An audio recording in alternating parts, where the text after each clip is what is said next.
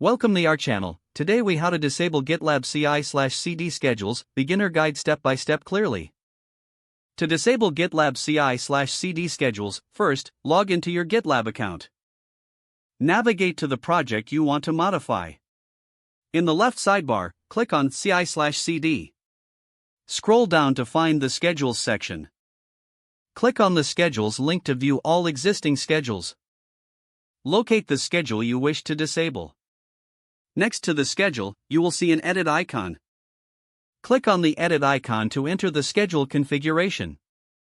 In the schedule settings, look for the active toggle switch. Switch the toggle to the off position to disable the schedule. After making this change, scroll down and click the Save Changes button. Your GitLab CI CD schedule is now successfully disabled. You can repeat these steps for any other schedules you want to disable. Make sure to check the pipeline status to ensure your changes take effect. You have now completed the process of disabling GitLab CI CD schedules.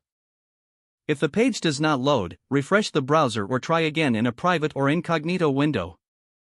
Make sure you are using the correct email address, then retype it carefully to avoid small typos.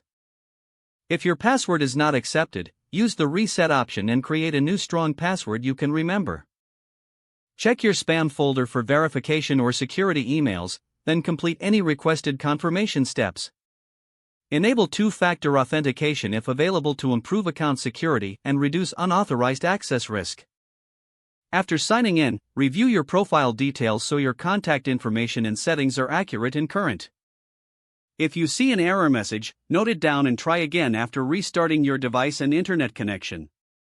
Log out when you finish, especially on shared devices, to keep your account and payment information secure. If the page does not load, refresh the browser or try again in a private or incognito window. Make sure you are using the correct email address, then retype it carefully to avoid small typos. If your password is not accepted, use the reset option and create a new strong password you can remember. Check your spam folder for verification or security emails, then complete any requested confirmation steps.